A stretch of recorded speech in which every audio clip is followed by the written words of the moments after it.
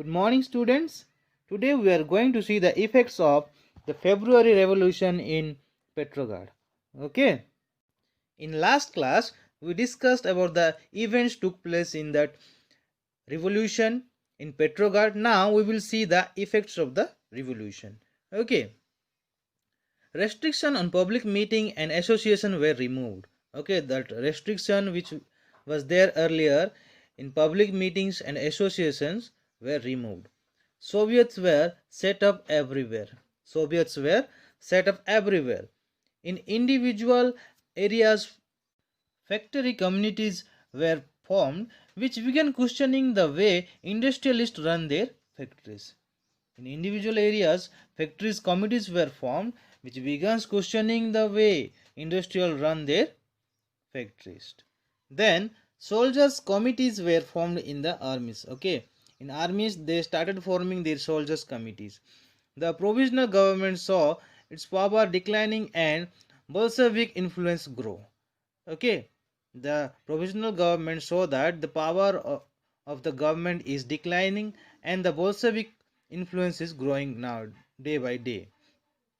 It decided to take strain measures against the spreading discontent. Okay, so government decided to take strain measure against the spreading discontent. It resisted attempt by workers to run factories and arrested leaders. It resisted attempts by workers to run factories and arrested leaders. Peasants and the socialist revolutionary leaders pressed for a redistribution of land. Okay, these peasants and the socialist revolutionary leaders, they were pressed for a redistribution of land. Land committees were formed and peasants seized land between July and September of 1917. Okay, they started forming land committees and the peasant resized the land between July and September of 1917. Now let's see about the October Revolution. 16 October 1917, Lenin persuaded the Petrograd Soviet and Bolshevik Party to agree to a socialist seizure of power. Okay, Lenin persuaded the Petrograd Soviet and Bolshevik Party to agree to a socialist seizure of power.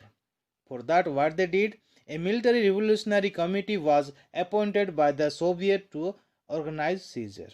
Okay. Offspring began on 24 October.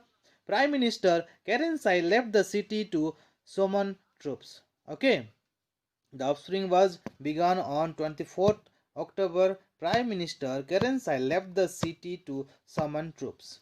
Okay, military men loyal to the government seized the buildings of two Bolshevik newspapers. Okay, military men was loyal to the government and they seized two buildings of Bolshevik newspapers.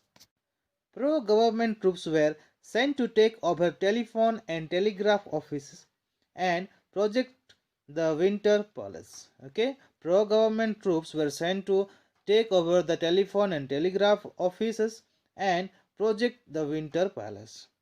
In response, Military Revolutionary Committee ordered to seize government officers and arrest the ministers. Okay, the Aurora ship sailed the Winter Palace. Other ships took over strategic points. By night, the city had been taken over and minister had surrendered. Okay, all Russian Congress of Soviets in Petrograd approved the Bolshevik action. All the Russian Congress of Soviet in Petrograd, they approved the Bolshevik action. Heavy fighting in Moscow. By December, the Bolshevik controlled the Moscow-Petrograd area. Okay, heavy fighting in Moscow. By December, the Bolshevik controlled the Moscow-Petrograd area.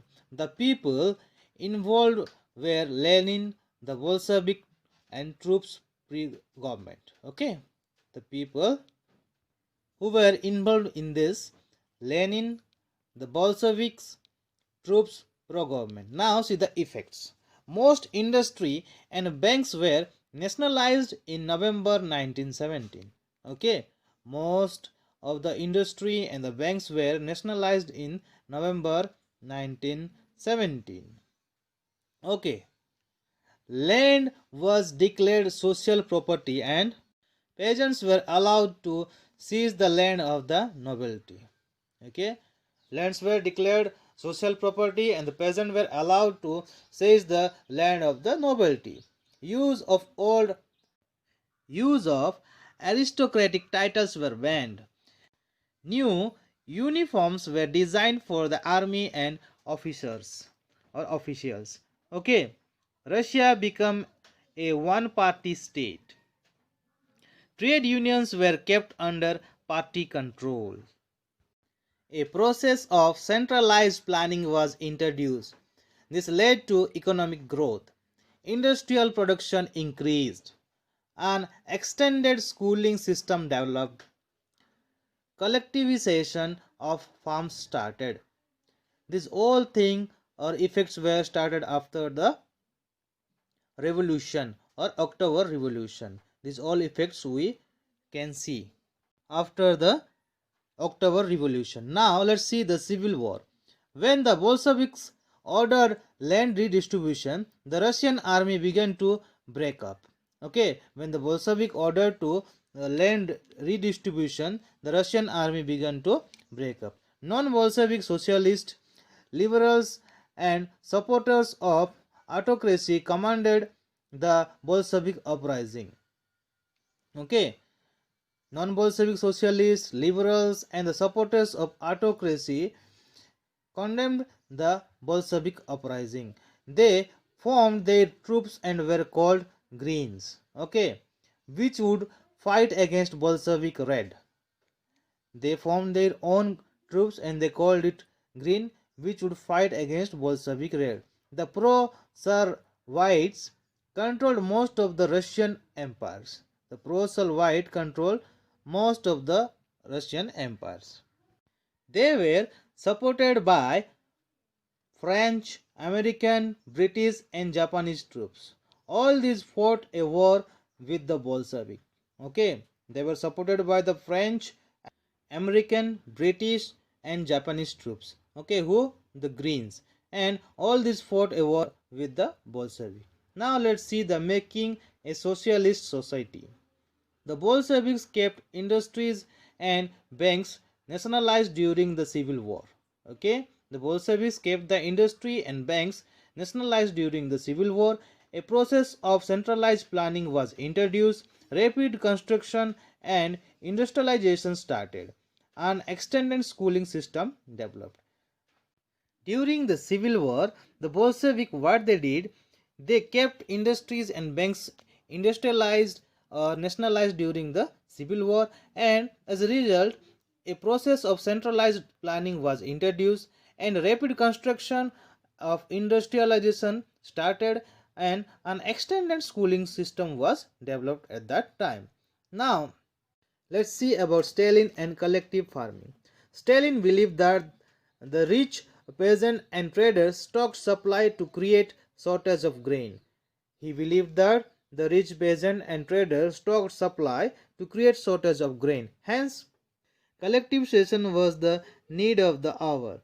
This system would also help to modernize farms. Those farmers who resisted collectivization were punished, deported, or exiled. Okay. Now, let's discuss about the global influence.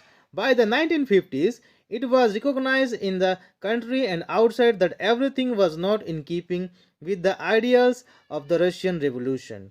Okay, by the 1950s, it was recognized in the country and the outside that everything was not in keeping with the ideals of the Russian Revolution, though its industry and agriculture had developed and the poor were being fed, the essential freedom to its citizens was being denied. However, it was recognized that social ideals still enjoyed respect among the Russians. But in each country, the ideas of socialism were retaught in a variety of different ways. Okay, as you can see that by the 1950s, it was realized in the country and the outside that everything was not in keeping with the ideals of the Russian Revolution, though its industries and agriculture had developed and the poor were being faded. The essential freedom to its citizens was being denied that time also. However, it was recognized that social ideals still enjoy respect among the Russian. Okay, but in each country the ideas of socialism were rethought in a variety of different ways. So here we concluded this chapter. It's complete. Now please go through it once and try to complete the exercises. Okay, till then, take care.